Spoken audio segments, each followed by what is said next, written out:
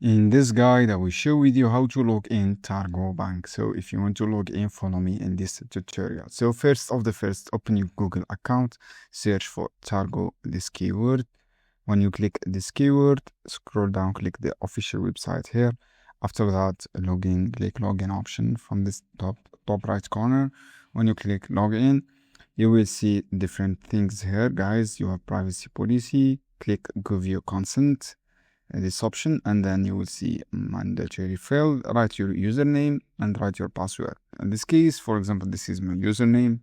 Write your unique username and write your password.